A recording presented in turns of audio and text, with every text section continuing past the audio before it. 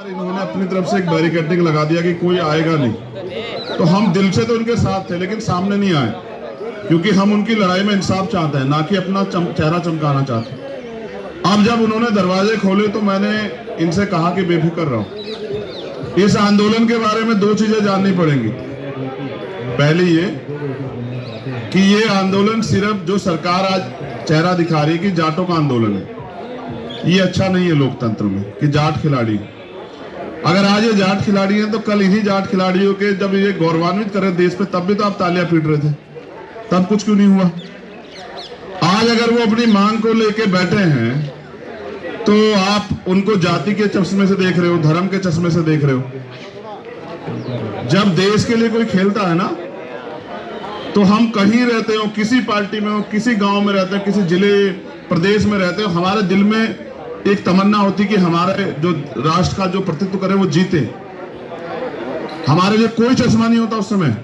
और भारत के जो आबादी है, जिनकी संख्या 140 करोड़ से ज्यादा है, चाहे वो हमारे ये इंटरनेशनल खिलाड़ी हो, चाहे और किसी खेल के जो साथी हो, मेरा आज भी मानना है कि जब इंडिया किसी के लिए खेलता है ना क्रिकेट में, तो हमें ये मतलब नहीं होता कि हमारा काम छूट रहा है, हमारा नुकसान हो रहा है, कुछ भी हो रहा है, लेकिन हम दिल और जान लगा के उम्मीद करते हैं कि हम जीत जाएं।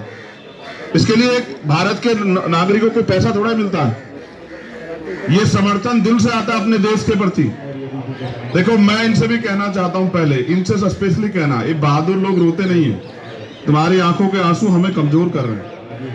तुम मत रो, तुम आंसू मत बहाओ। तुम्हें क्या लगा था, एक बार कह के देखो कि लोग तुम्हारे लिए सड़कों पे आ जाओ, तुम्हें एहसास भी नहीं होगा कि सब लोग सड़कों पे आ जाएंगे। लेकिन वो वीरांगनाएं जो देश के लिए लड़ के आती हैं, एक खिलाड़ी का जीवन समझते हो आप लोग, ये हमारे आम जीवन जैसा नहीं है। पहली बात, इनका कोई व्यक्तिगत जीवन नहीं है। और जब आपको बहुत सारी चीजें खाने पीने का मन होता है, आराम करने का मन होता है, इन सबको त्यागना पड़ता है। एक दिन में थोड़ा ही बनता खिलाड़ी। उसके लिए उसके परिवार की, उसके क्षेत्र की, उसकी कड़ी मेहनत होती है, धूम तपस्या में तप के आता है वो, तब जाके खिलाड़ी बनता। और आज उन खिलाड़ियों की आंखों में आंसू, ये तो अच्छा नहीं। इनको जीत जाना चाहिए था, लेकिन बुरा यह है कि ताकतवर लोगों को लगता है कि इनको जीतने नहीं देना है। और ये जीत की लड़ाई नहीं है, ये न्याय की लड़ाई। आप महसूस करो क्यों सुप्रीम कोर्ट जाना पड़ा। ये तो काम पुलिस का है ना। अगर किसी के खिलाफ भी कोई शिकायत आती तो पुलिस एफआईआर करेगी ना। अगर नहीं करेगी तो फिर कानून किस लिए।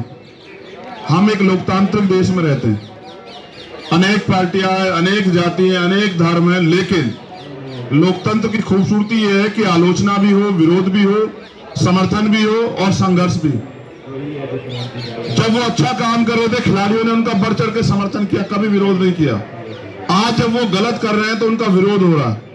नैतिकता तो ये कहती है कि जिस व्यक्ति पे आरोप है उसको खुद पर से इस्तीफा देना चाहिए। देखो, मैं वकील भी हूं और हमने बहुत सारे मामले देखे, बड़े से बड़े मामले। मैं स्पष्ट कर देता हूं, ये लड़ाई किसी जाति के प्रति किसी जाति की नहीं है। दोबारा कह रहा हूं, ये लड़ाई हमारे देश के गौरव, हमारी बहनों की, बच्चियों की, भाइयों की और उन ताकतवर लोगों से है जो नहीं चाहते कि बेटियां देश पे गौरव करें। देखो, यहां हरियाणा के ज्यादा लोग मुझे दिख रहे हैं, खाप के सम्मानित लोग भी हैं, हमारे नेतागण भी हैं।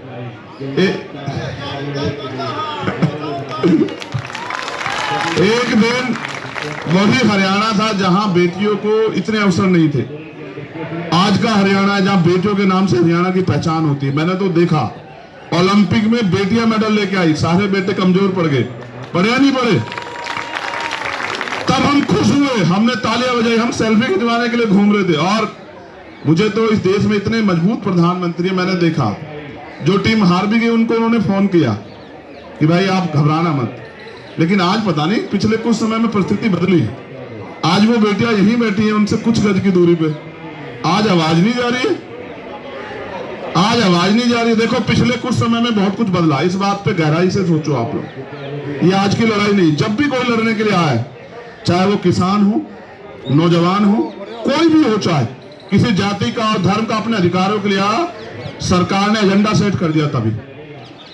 अब बजरंग के साथ एक अच्छी बात यह है, आप इसे फोन करो या ये आपको फोन करे तो ये कहेगा सीधा एकदम छुटते कहेगा राम राम जी।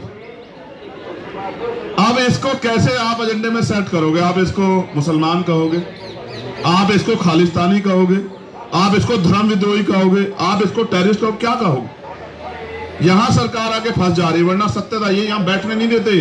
ये तुम दमदार लोग हो भाई। अगर यही मुकदमा किसी गरीब आदमी पे हो गया होता ना, उसके परिवार की खाल खींच के घुस भर देती पुलिस। हमने जिंदगी देखी है, यहाँ 20 साल हो गए मैं काम करते हैं। अगर न्याय सबके लिए समान होता फिर एफआईआर के लिए कोर्ट नहीं जाना पड़ता। देखो ये भी एक सत्य है, जब तक वो फेडरेशन के अध्यक्ष रहेंगे तब तक कुछ भी निष्पक्ष नहीं हो सकता। बिल्कुल, ये बिल्कुल सत्य बात है। जब तक वो फेडरेशन के अध्यक्ष है तब तक निष्पक्ष न्याय तो छोड़ दो, न्याय का मात्र होना नहीं, न्याय दिखना भी चाहिए। जब आप उस पद पे बैठे हो तो कहां से न्याय हो जाएगा? और जब आप उस पद की ताकत का दुरुपयोग कर रहे हो तो कहां से न्याय हो जाएगा? मैं तो ये समझ रहा था कि ब्रजभूषण जी अपने आप जो वो इस्तीफा दे देंगे कि भाई पहले निष्पक्ष जांच होने दो। कल से मीडिया ने एक चीज चलाई कि भाई कमेटी की रिपोर्ट भी नहीं पड़ी, वो भी कह रहे हैं कमेटी की रिपोर्ट भी नहीं पड़ी। ओ भैया, कमेटी कौन सी है जी? कोई निष्पक्ष कमेटी है?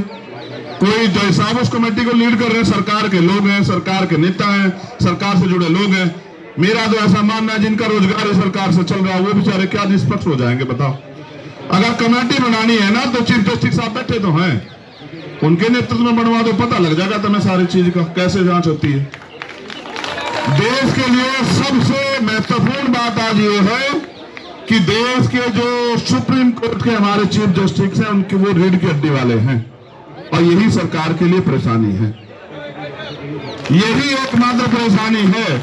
देखो मैं तो यहाँ मीडिया के लोग बैठे हैं, एक हमारी बहन उधर खड़ी है प्रज्ञा, मैं तो ये कहना चाहता हूं सुप्रीम कोर्ट के चीफ जस्टिस साहब से भी कि गरीब आदमी सुप्रीम कोर्ट नहीं पहुंच पाता, आपको उसको सरल बनाना चाहिए। 2-3 लाख रुपए नहीं है लोगों के पास कि लोग सुप्रीम कोर्ट आ जाए, जबकि वो न्याय का सबसे बड़ा मंदिर है। अगर कमेटी बनानी है, और ब्रजभूषण सिंह जी भी सुनेंगे मुझे, तो कमेटी बनवा दीजिए ना चीफ जस्टिस साहब के नेतृत्व में, हम भी मान लें। और हम तो क्या कह रहे हैं, हम तो निष्पक्ष जांच की बात कर रहे हैं ना। निष्पक्ष जांच तब होगी जब ब्रजभूषण जी इस्तीफा दे दें। आप मेरी एक बात को गलत साबित कर दो, डिनाई कर दो, अगर यही पोस्को के एफआईआर किसी और पे हुई होती तो क्या वो आज बाहर घूम रहा होता? क्या बताओ, आप सब लोग बता दो।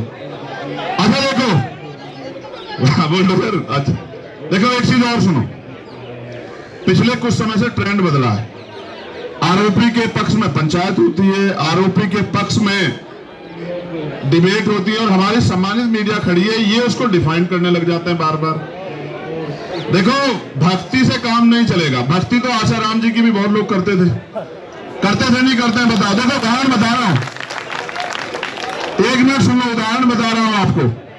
जब तक उन पे कोर्ट का फैसला नहीं आया, जो लोग उनको आराध्य मानते थे उनको पूछते थे, मां पूछते कि नहीं पूछते?